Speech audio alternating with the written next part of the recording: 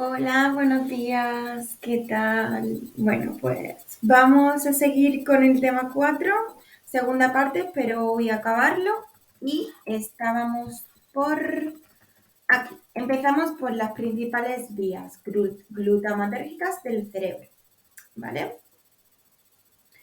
Hay 6 vías glutamatérgicas específicas que tienen especial relevancia en psicofarmacología y especialmente para la fisiopatología de la esquizofrenia. Podéis verlo en el cuadro de la 107, 4.27. El primero es la corticotroencefálica, vía glutamatérgica descendente muy importante.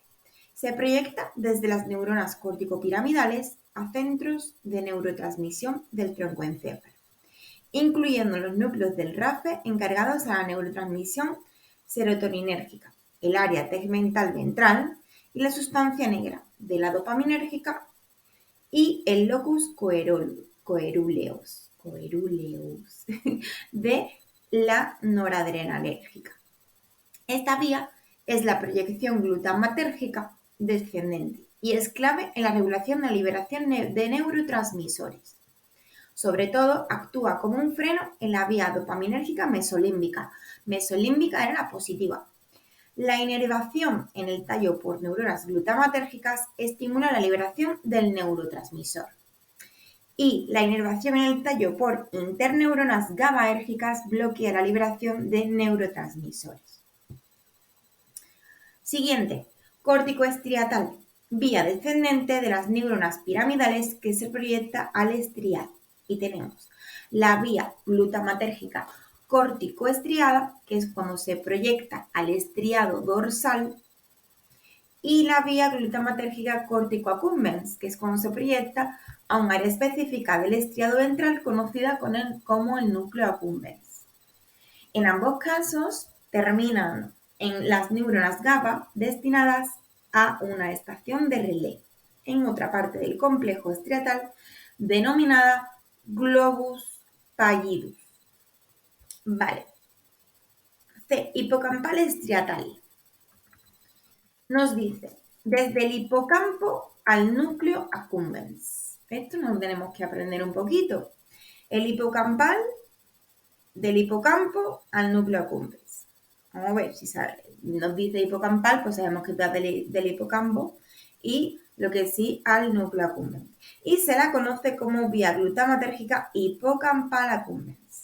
La proyección glutamatérgica hipocampal al núcleo accumbens termina en las neuronas GABA, que por su parte se proyectan a una estación de relé en el globus pallidus.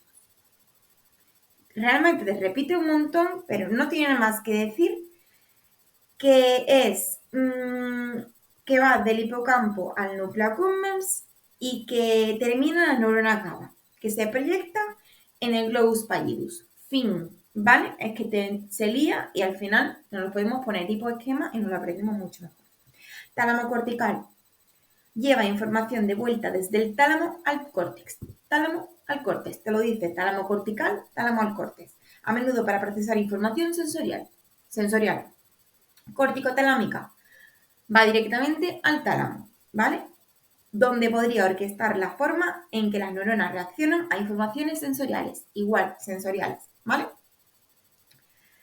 Cuando habla de cortical, es sensorial, ¿vale?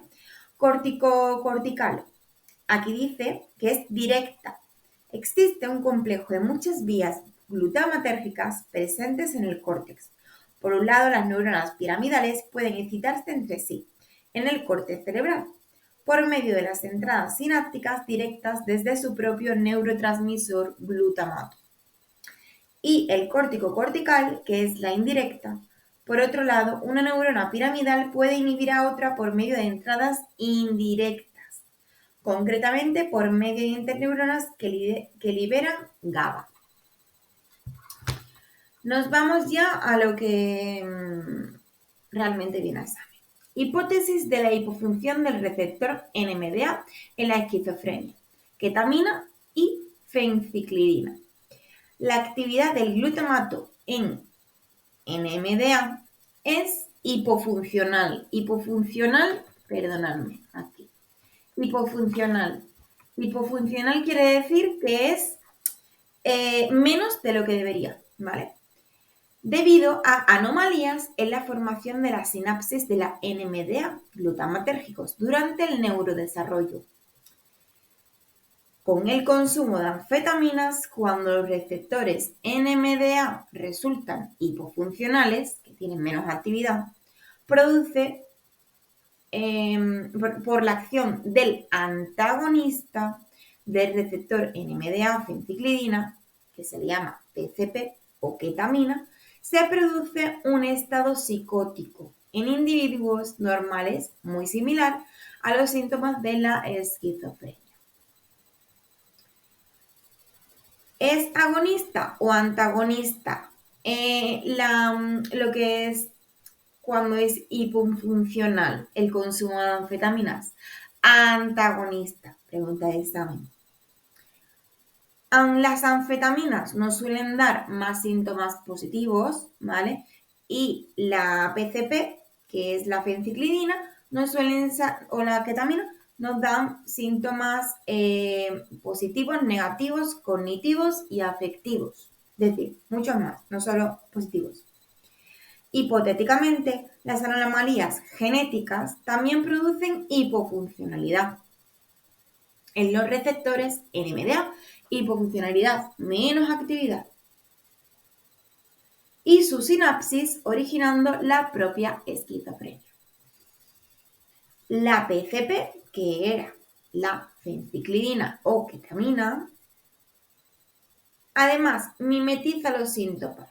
Además, ¿vale? No, nos lo dice. Además, mimetiza los síntomas cognitivos, negativos y afectivos, aislando social, pues como puede ser un aislamiento social o una disfunción ejecutiva. Esta hipótesis también puede explicar la hipótesis de la dopamina como consecuencia de la hipofunción de los receptores NMDA. Es decir, que la ketamina no favorece más iones de calcio. Tenemos que tener eso en cuenta porque es una pregunta que suele preguntar en examen. El tema del calcio con la ketamina no lo favorece porque en ningún momento nos habla de ella. Hipótesis de la hipofunción NMDA en la esquizofrenia. Sinapsis de NMDA deficiente en interneuronas GABA dentro del córtex prefrontal. La esquizofrenia podría estar causada por anomalías. ¿Dónde está la anomalía? Dice, anomalías del neurodesarrollo en la formación de las sinapsis glutamatérgicas en una zona específica, en ciertas interneuronas GABA del córtex cerebral. Parecería que algo está mal en la programación genética de aquellas interneuronas GABA específicas y que contienen una proteína de unión de calcio. Aquí sí nos habla del calcio, llamada parvalbúmina. ¿Vale? Lo tenemos en el cuadro 4.29, donde nos explica, donde primero se libera el glutamato que se une a NMDA, luego se libera el GABA, luego se inhibe la neurona piramidal y se reduce la liberación del glutamato. La parvalbúmina está en el córtex prefrontal. Cuando las neuronas del glutamato se vuelven hiperactivas, aquí es que tienen más actividad, hipotéticamente el funcionamiento de las neuronas posteriores se detienen, especialmente dopamina neuronas. De este modo, una sinapsis enferma en un circuito neuronal puede afectar al conjunto del circuito, desde la interneurona GABA y las neuronas del glutamato que inerva, hasta las neuronas de dopamina posteriores y más allá. Según la hipótesis de la hipofunción de NMDA, son GABAérgicas, ¿vale? Suele ser pregunta de examen. Cuando es hipofunción, es GABAérgica. Del GABA, porque nos habla mucho del GABA. Lo siento. Uy. Relación de la hipótesis de la hipofunción NMDA en esquizofrenia. ¿Por qué se da la esquizofrenia? Porque tienen estas neuronas demasiado activas. Con la hipótesis dopaminérgica en esquizofrenia, síntomas positivos. Tenemos el cuadro de la 430, ¿vale? La página 111. La hiperactividad dopaminérgica de estas neuronas dopaminérgicas mesolímbicas, positivo, posteriores, está asociada con los síntomas positivos. ¿Veis? Es que nos lo repite.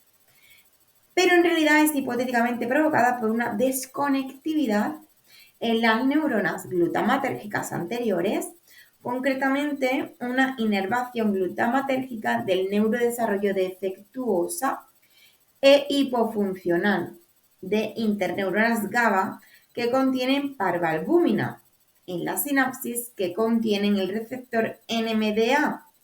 Aquí nos está diciendo cómo se está conectando todo para que el porqué de la esquizofrenia, ¿no? ¿Por qué? Hemos dicho que es por una hiperactividad dopaminérgica con síntomas positivos provocada por una desconectividad en las neuronas glutamatérgicas. Concretamente, hay una defectuosa, ¿vale? Hipofuncional, que tiene menos actividad, de interneuronas GABA, que contienen parvalbúmina. Fin, ¿vale? También es posible que la desconectividad de las neuronas glutamatérgicas, vamos, que no lo tienen claro,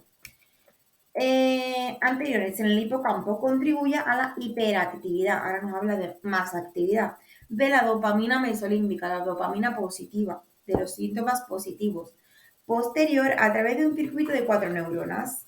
Y aquí nos dicen este tipo de neuronas. 1.